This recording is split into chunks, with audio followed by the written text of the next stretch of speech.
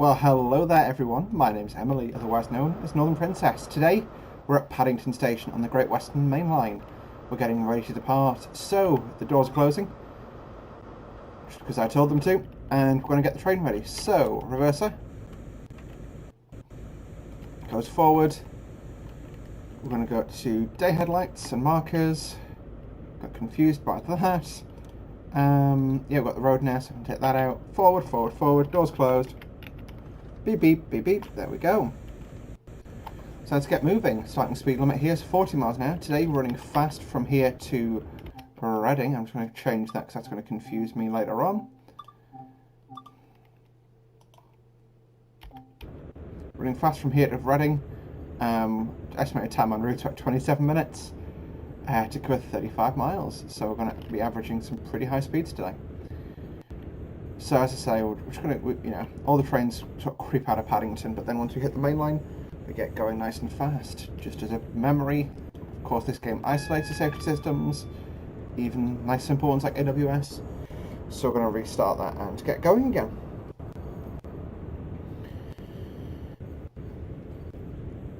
So that is, or when the tail end of the train passes these posts, we actually go up to a 45 line speed.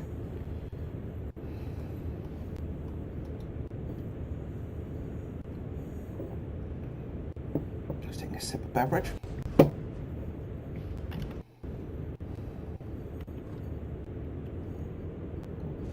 going to rev a bit higher than I normally would at this stage in a drive, but we're running a little bit late because of the way the video started.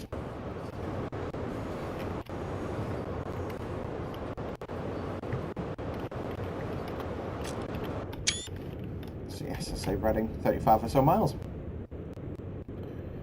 Cool, we've got a 166 snaking in past us there. I've got to say, this route does feel a lot different when you have the hacked version that has the blue HSTs. There's also a reskin pack that turns the 166s blue.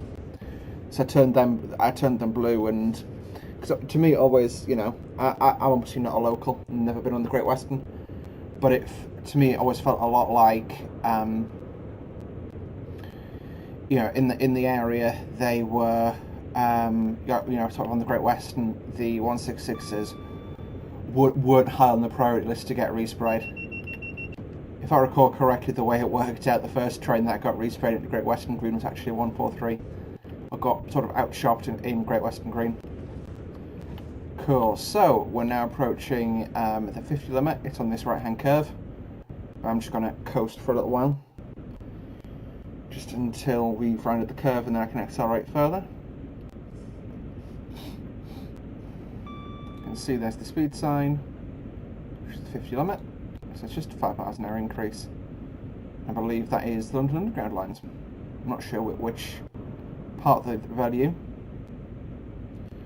Yes, it's entirely coincidental that I'm doing Train Sim World routes at the moment for route learners. It's just I've got a few to get out the way that I know, but just haven't done previously for whatever reason. I'm hopefully going to be bringing some Train Sim 2020 content to the channel very soon.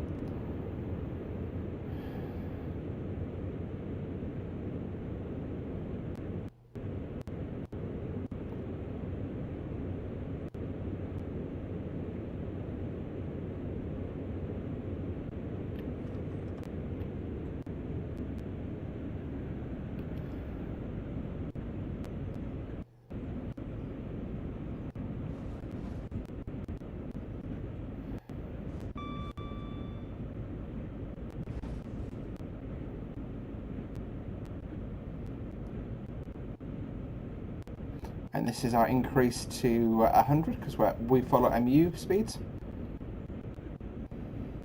Just going to put a bit of backlighting on.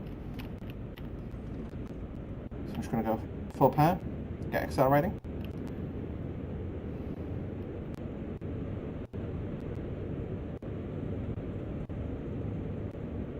So yes, on the left we're going to be passing the North Pole Depot. On the right we're going to be passing Old Oak Common. Old Oak Common, now unfortunately gone, but nevertheless, still a massive part of railway heritage. So, the Class 43 is the TOPS classification for the Intercity 125 high-speed trains, formerly known as Class 253s and 254s, built by Brill between 75 and 82, in service in the UK since 1976. Which is just a phenomenal amount of service.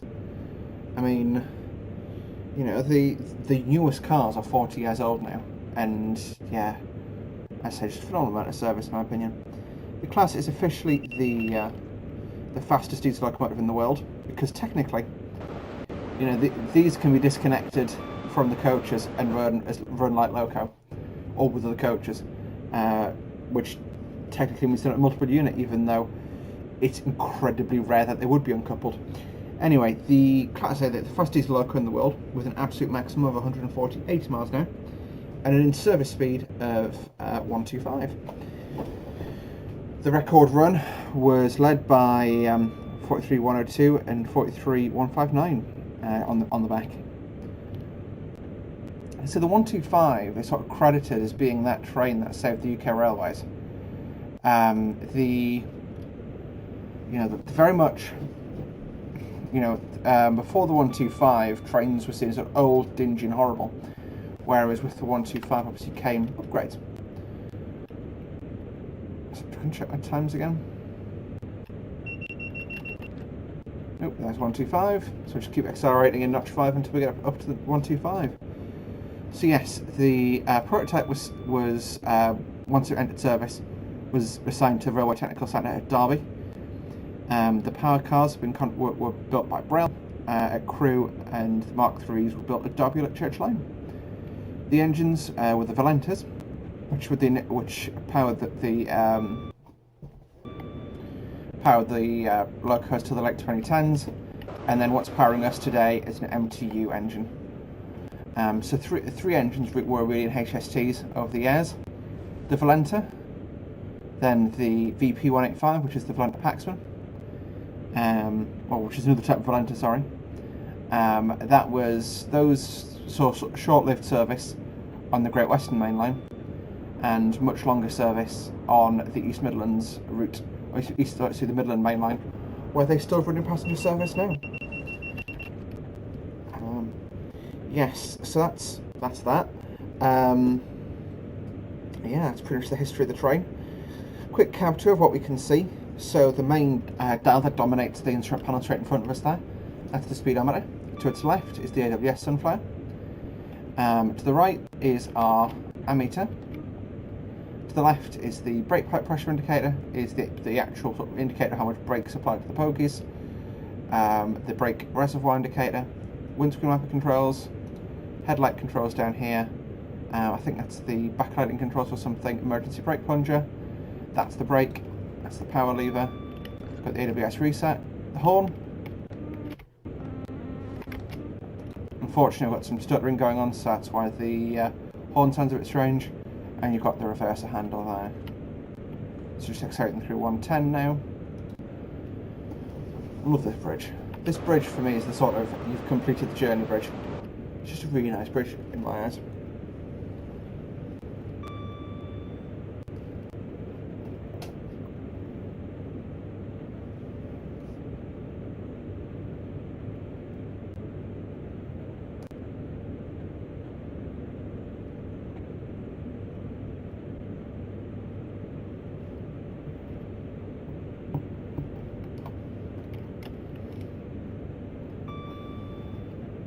At 10 miles an hour, I'll have to go on the acceleration.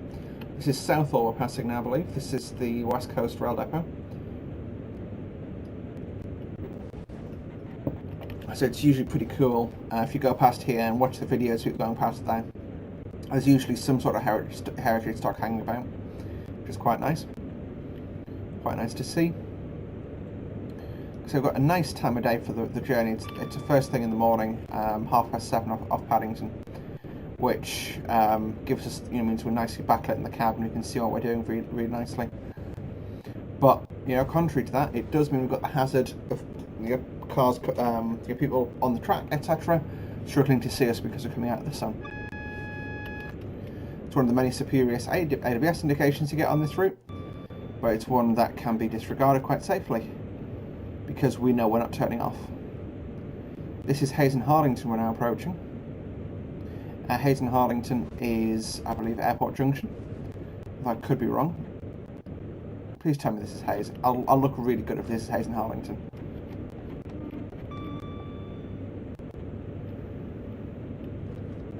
So the speed's... No, it's not Hayes and Harlington. Oopsie. So we'll stick the speed to not... Power to notch 2. Oh no, it was Hayes and Harlington.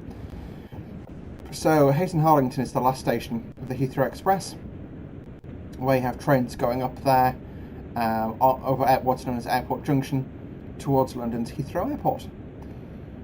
And beyond here, the electrification is sort of gradually degraded because the way they designed the route is it basically represents one day during the construction. This is Acton, I believe, we're coming up on next.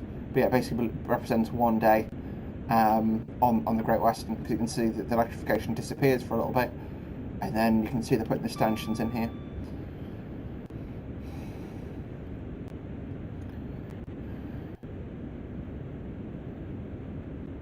Nice little bit of cab bob and sway.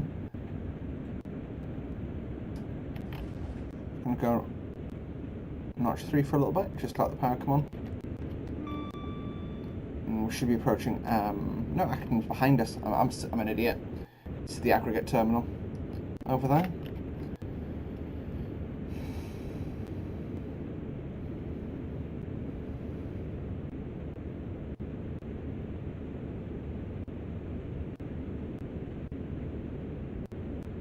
So the key to maintaining a good speed on this route is, the Great Western is known as Brunel's billiard table, and it's supremely flat. Like we are currently on, doesn't actually give a gradient that we're currently on. Again, I'm getting confused between Train Sim 1 HUD because I've been playing that a lot lately for my own devices, but it's certainly. It's certainly a very flat route. You can, usually on most routes you can sort of see rises and crests and stuff, whereas, this is designed to be as flat as possible. So it actually means, from a driver's perspective, it's a very easy route, because as soon you're not having to sort of be off the power on the brakes, on lots of power kind of thing. It's just all about that, finessing the speed control.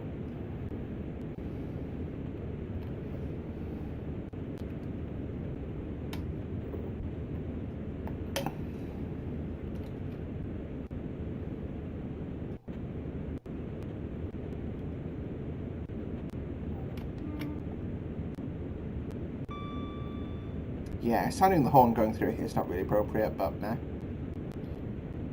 I've got a button I want to play with that.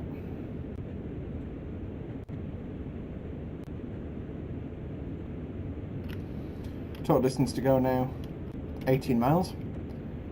And we've got about 15 minutes till we're due there. Which means we're about to time, even though we left about a minute late. This is just because obviously we've got up to speed, we've got the train cruising now, and we can stay pretty much at this speed until we start the deceleration into Reading. I just confused myself trying to read that that timetable there.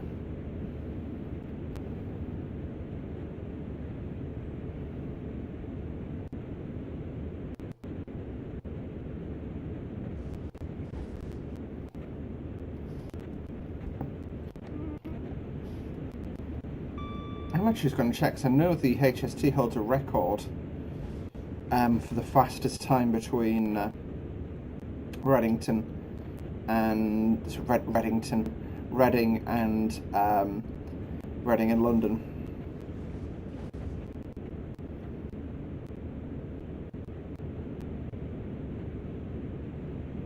Yeah, so the re-engineering began in 2005. The last Volanta ran on the 22nd December 2010. There go, notch 2 power in now.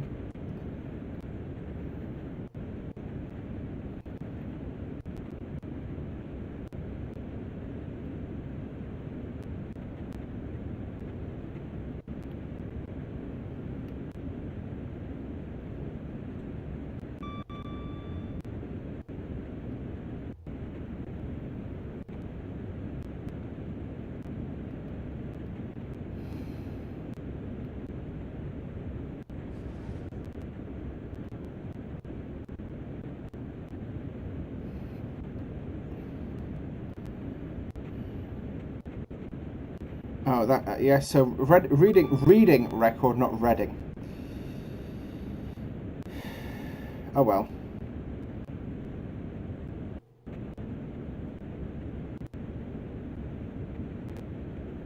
Yeah, we'll leave it. Go back up to notch 3 now then.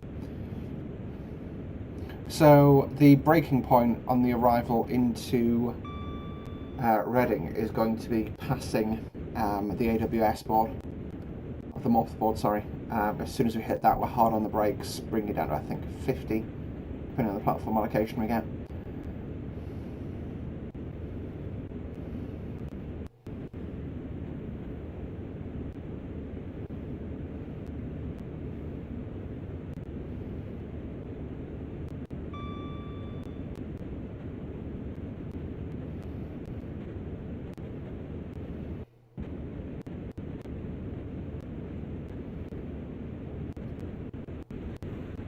Wave to the 166. Oh, I do find myself when I get into the swing of things in train sim waving to drivers of other trains.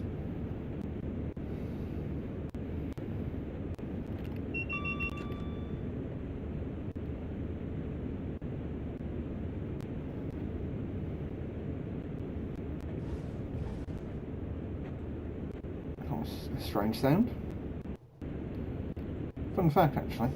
I'm not sure if it does it, but if you stand up in the cab, you there you go. And what that is the sounds. The first time I did it, I pooped myself.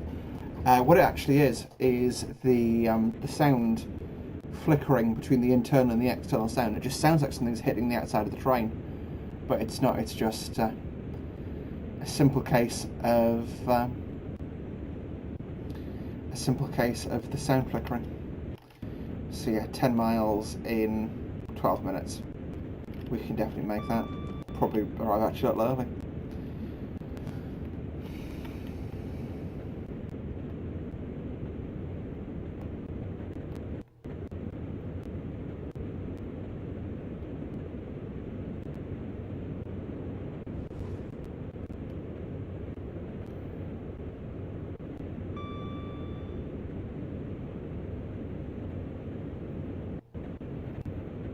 So okay, so we're scheduled to do this in 27 minutes.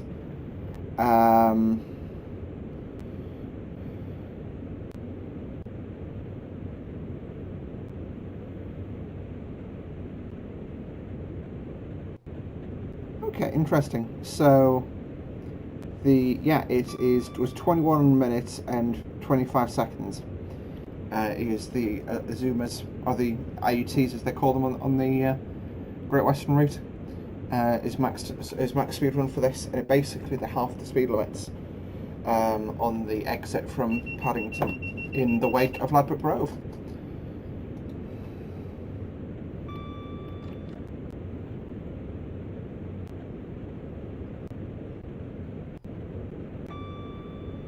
So yeah, we're basically doing today. I'm hoping to do at some point. Just shows like how much the long. I'm going a bit quick. So immediately putting brake on, hard off the brake, and step 3 of power again. Just let it recover.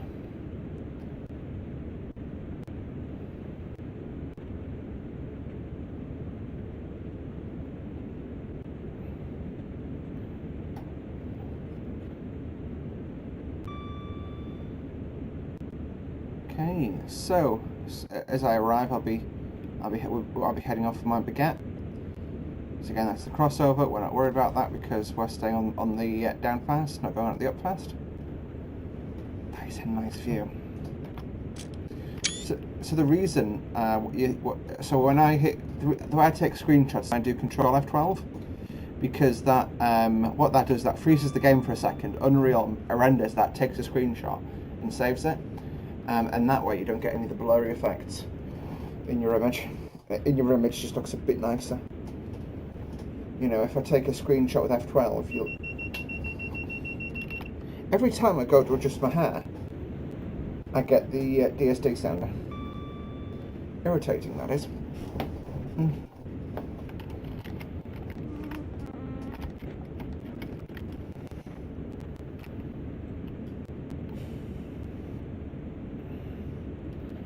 overtaking a 166 and a pair of 166s being stuck on, waiting behind each other there. Yeah, this is, I don't think the timetable leaves the greatest amount of slack. I think those trains will probably go in and then back out and go off the map, so that'll fix their timing paths, but still. I definitely think the timetable for this route is one of the worst ones.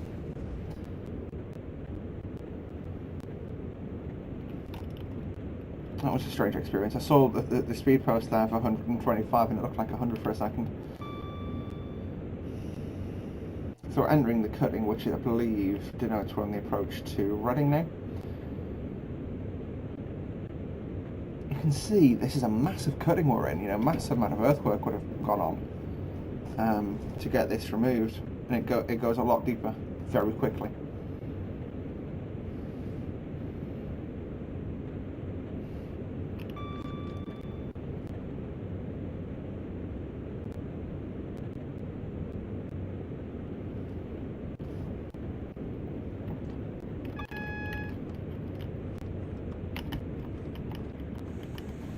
So as I mentioned, that's the Morpeth board, so we're going to be hard on the brake. Not quite full service, but one notch below full service.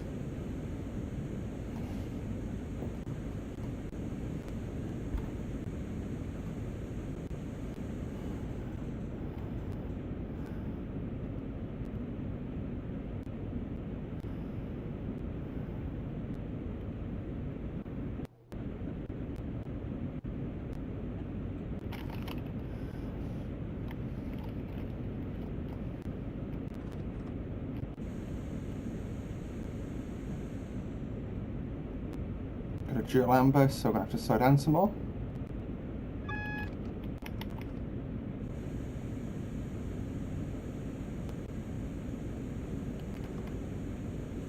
I'm going to reduce to 50 because that's probably the slowest speed we need to do.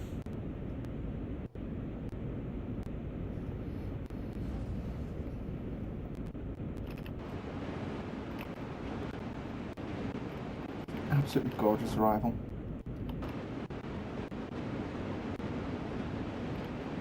Sound like we had a wheel flat there.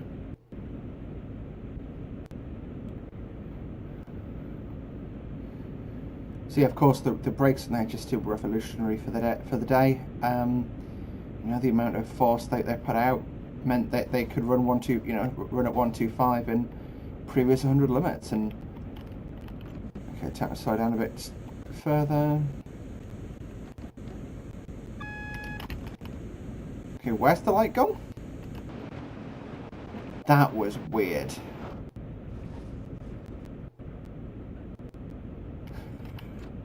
That's probably just a bug on my end, but that was weird.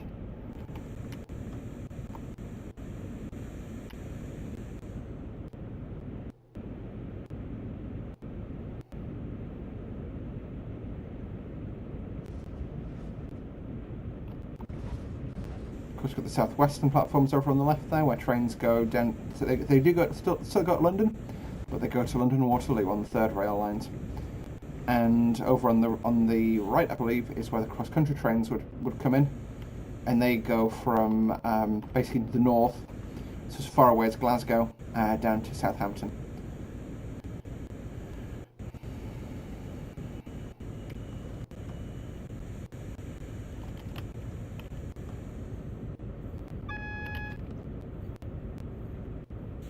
I'm going to roll to the end here, stop the train, and open the doors.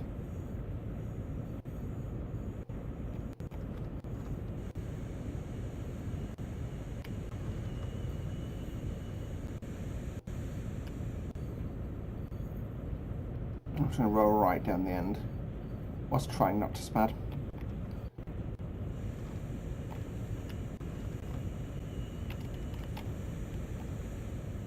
See, we are 4 minutes early, and I did not speed on that run at all. Not quite sure how we are that early,